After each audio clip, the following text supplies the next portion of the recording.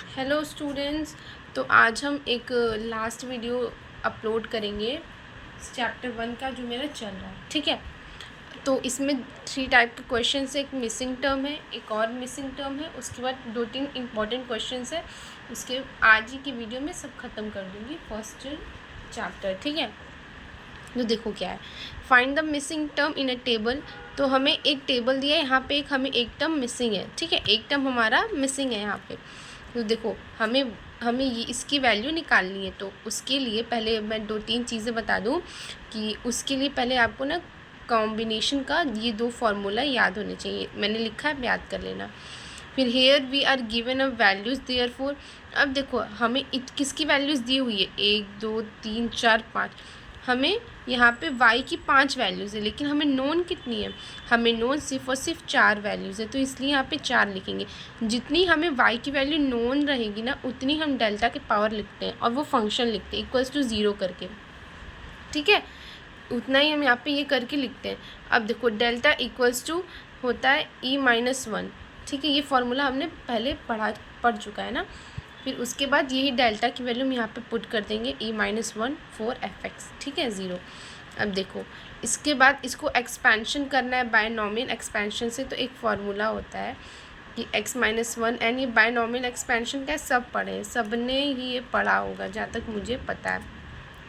NC0 xn minus NC1 xn minus 1 NC2 xn minus 2 dot dot dot NCn minus 1 n x0 है यहाँ पे, ठीक है।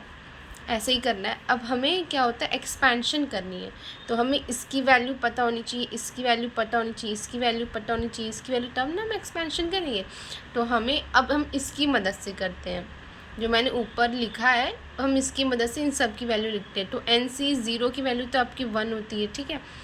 अब देखो NC1 की, तो n की जगह n ही है, n माइनस आर। तो r क्या है, r की जगह ये है, r की जगह 1 है, तो यहाँ पे 1 फैक्टोरियल लिखा। और फिर उसके बाद r, फिर 1 फैक्टोरियल। 1 फैक्टोरियल की वैल्यू 1 होती है। अब हम n फैक्टोरियल को खोलेंगे तो n minus 1 factorial, n minus 1 factorial cut जाएगा तो n बचेगा। तो वही चीज़ यहाँ पे लिखा हुआ है n। ऐसे बाकी सारे भी टर्म्स लिखे हैं, ठीक है। उसके बाद क्या करना है ना स्टूडेंट्स, देखो उसके बाद e-1 4 fx। तो हम इसी फार्मूले से इसको पूरा एक्सपैंड किए, ठीक है। इस फार्मूले से हम पूरा इसको एक्सपैंड किए, यहाँ तक आ जाएगा आपको समझ में अच्छे से। e-1 4 n की वैल्यू यहाँ पे n है, यहाँ पे n की वैल्यू 4 है, तो 4c0 xn। और यहाँ x की जगह हमारा क्या है, e है, तो इसलिए हम e की पावर 4 लिखेंगे। माइनस n है, n की वैल्यू पे 4 है, c1 और n-1 मतलब 4-1 कितना होगा, 3। ऐसे ही करके पूरा एक्सपेंशन है, ठीक है। और जहाँ तक हमारी n रहती है 4, वहाँ तक हमें एक्सपेंड करना ही पड़ेगा, ठीक है। जैसे यहाँ 4 तक NCn 4c4 तब आएगा, तब हम एक्सपेंशन रोक देंगे, ठीक है। अब मैंने बताया है कि 4c1 की वैल्यू आपको कैसे निकालनी है। इसकी मदद से हम 4c1 की वैल्यू निकालेंगे। इस पर्टिकुलर फार्मूले में 4 रख देंगे, यहाँ पे 4-1 रख देंगे। जैसे 4c1 की वैल्यू निकालेंगे यहाँ पे, तो हमारा 4 आएगा। 4c2 की वैल्यू, 4c3 की वैल्यू, ये सब हम निकालेंगे, हम इसी फार्मूले की मदद से निकालेंगे, ठीक है। इसको सॉल्व कर लेंगे, ठीक है। यहाँ तक समझ में आ ही गया होगा। फिर fx की एंट्री सब में करा देंगे, ठीक है। fx की एंट्री कराने के बाद हमने एक प्रॉपर्टी पढ़ी है कि जब भी हमारा e जो होता है शिफ्टेड ऑपरेटर किसी फंक्शन में लगता है, उस फंक्शन के x में वो इसके पावर जुड़ जाती है। वही हमने किया, ठीक है। यही तो हमारे शिफ्टिंग ऑपरेटर की प्रॉपर्टी होती है। किसी फंक्शन में लगता है तो उसके कितनी बार वो e ऑपरेटर उसमें प्लस वो ऐड हो जाता है, +4 +3 +2 +1, ठीक है। यही चीज़ है। फिर उसके बाद x इक्वल्स टू 0 है, ठीक है। x इक्वल्स टू 0 हम इसलिए ले रहे हैं क्योंकि हमें क्वेश्चन में सबसे पहले x इक्वल्स टू 0 की वैल्यू दी हुई है। अगर यहाँ पे 1 होती ना तो 1 लिखते, लेकिन सबसे इजीली वैल्यू 0 रख देंगे तो हमें डिफ़िकल्टी कम होगी वैल्यूज़ फाइंड करने में, ठीक है। इसलिए यहाँ पे 0 रखते हैं। अगर यहाँ पे आपकी टेबल की स्टार्टिंग में 0 ना होकर 1 दिया रहता है या 2 दिया रहता है या 3 दिया रहता, किसी भी नंबर से उसकी स्टार्टिंग होती है तो हम पहले वो x की वैल्यू रखते हैं, ठीक है। तो हमारी टेबल जो होती है वो 0 से स्टार्ट है, इसलिए अब हम F4 यहीं पे जो हमने निकाला है यहाँ पे 0 रख देंगे, 0 रख देंगे, 0 रख देंगे, 0 रख देंगे, 0 रख देंगे, ठीक है। सबकी वैल्यू 0 रख देंगे। 0 रखने पर ये वैल्यू आई। अब देखो F4 की वैल्यू हमें दी हुई है, अगर आपको नहीं दिख रही है, F4 की वैल्यू F4 इसकी F4 की वैल्यू 81 दी है। F3 की वैल्यू फाइंड करनी है, F2 की वैल्यू 9 दी है, F1 की वैल्यू 3 और F0 की वैल्यू 1, ठीक है। तो यही सारी वैल्यूज़ हम यहाँ पे पुट करेंगे, ठीक है। पुट कर लेंगे सब और हम F3 की वैल्यू फाइंड कर लेंगे। और हमें जो फाइंड करना था, हमारे पास F3 की वैल्यू नहीं ना थी, तो हमारे पास F3 की वैल्यू निकल आएगी, ठीक है। इस टाइप के क्वेश्चंस को आप ऐसे सॉल्व करेंगे, ठीक है। आई होप आपको समझ में आया होगा। अब हम दूसरे क्वेश्चन के टाइप पे देखते हैं। तो दूसरा क्वेश्चन के टाइप क्या होता है कि फाइंड द F6, हमें F6 फाइंड करनी है। गिवन दैट हमें कुछ वैल्यूज़ दी हैं कि F0 की वैल्यू -3, F1 की वैल्यू 6, F2 की वैल्यू 8 और F3 की value 12, then the third difference being constant, ठीक है। अब हम देखते हैं, अब देखो ये टेबल कैसे बनता है। x की वैल्यू 0, 1, 2, 3 दी हुई है, 0, 1, 2 और 3, और इन सब की fx की वैल्यू क्या दी हुई है, -3, 6, 8 और 12, तो -3, 6, 8, 12। अब इसको ध्यान से सुनना। अब हम डेल्टा fx लिखेंगे और डेल्टा 2fx। अब मैं बताती हूँ इसका मतलब क्या है। देखो फाइनल माइनस इनिशियल करेंगे तो डेल्टा fx की वैल्यू निकल आएगी। फाइनल माइनस इनिशियल करेंगे डेल्टा fx की वैल्यू निकल आएगी। फाइनल माइनस इनिशियल करेंगे डेल्टा fx की वैल्यू निकल आएगी। फाइनल माइनस इनिशियल मतलब कि 6 - 3 करेंगे तो क्या आएगा, 9, यही लिखा है। फाइनल माइनस इनिशियल ये, फाइनल माइनस इनिशियल ये। अब हम फिर से करेंगे delta 2fx, final minus initial -7 आएगा, फाइनल माइनस इनिशियल 2 आएगा।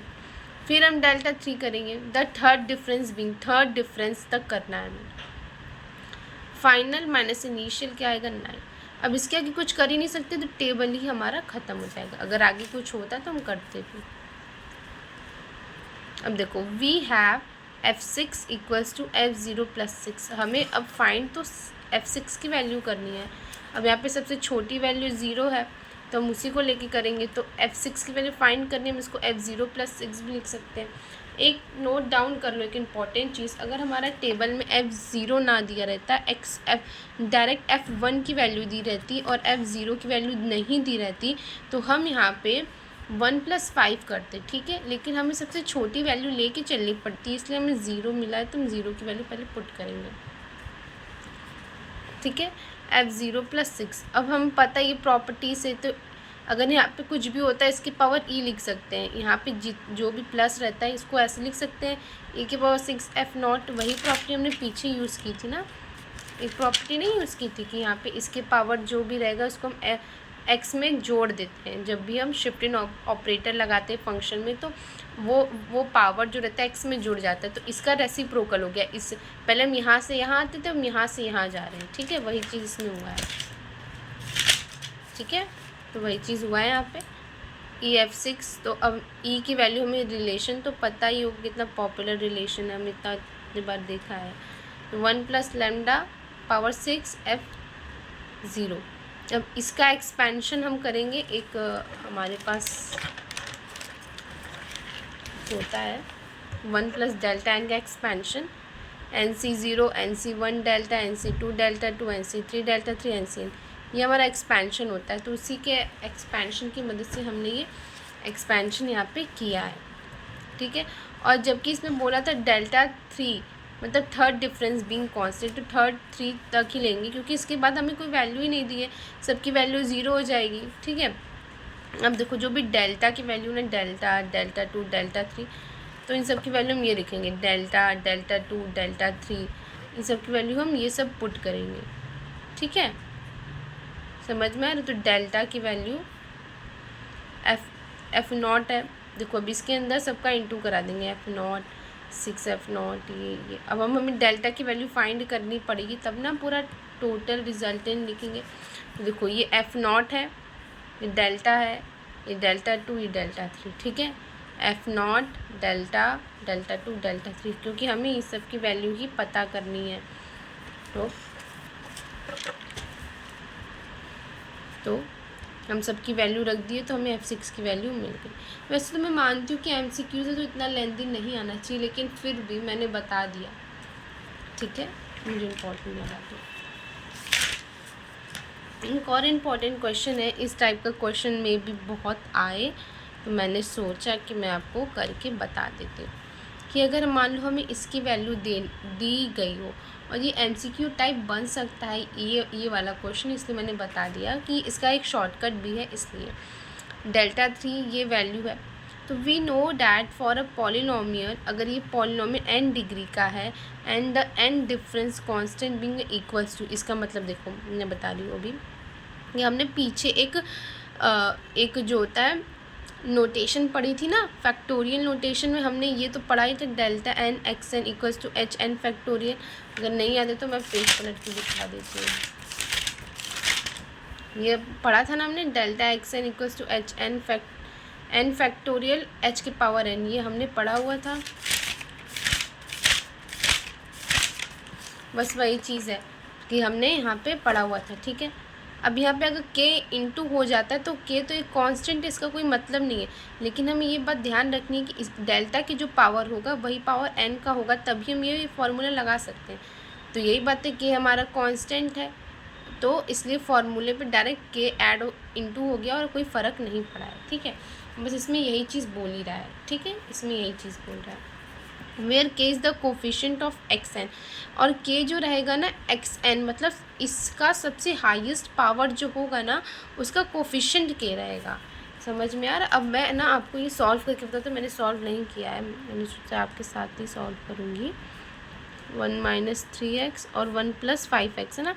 अब इसको इंटू करेंगे एक्स क्यूब की जो पावर, जो कोफिशिएंट होगा ना एक्स क्यूब का, तो हमें पता है एक्स क्यूब ही आएगा, इससे बड़ी पावर यहाँ पे एग्जिस्ट नहीं कर सकती है। तो एक्स क्यूब का जो कोफिशिएंट होगा वही k की वैल्यू होगी, और हम पुट कर देंगे, हमारा आंसर आ जाएगा, ठीक है। पहले इंटू करते, पहले इसका इससे करेंगे 1, इसका इससे करेंगे -3x, ठीक है। इसका इससे करेंगे, इसका इससे करेंगे x, इसका इससे करेंगे -3x², ये हो गया। 1 - 3x² -2x, 1 3x² 15x³ -2x,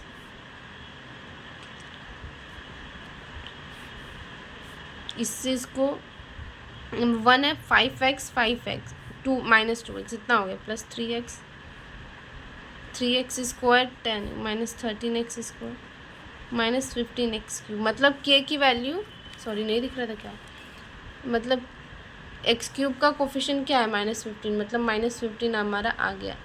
अब हम देखो, अब हम इसी में k की वैल्यू यहाँ पे 15 रख दे, -15, h की वैल्यू 1 रख दे, और n जो होगा उतना पावर रहेगा, मतलब 3, तो क्या आएगा यहाँ पे डैश, यहाँ साइड में कर दूँ, k h n factorial, k की वैल्यू -15, h की वैल्यू 1, और ये 15 × 15, 15 × 30, 15 × 45, मतलब 45 इज़ द आंसर, ठीक है। ऐसे ही हमें करना होता है, ठीक है।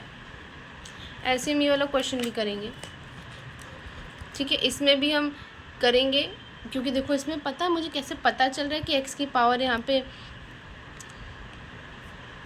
सेम होगी, क्योंकि 4 5 6 7 8 9 10, मतलब इंटू करेंगे तो सबसे हाईएस्ट पावर 10 आएगी, ठीक है। तो अब डेल्टा 10 और x 10 सेम है, बस यहाँ पे k की वैल्यू ही डिफरेंट है, k एक कोफिशिएंट है इसलिए, ठीक है। तो हम ये वाला फार्मूला इसमें भी लगा सकते हैं, ठीक है।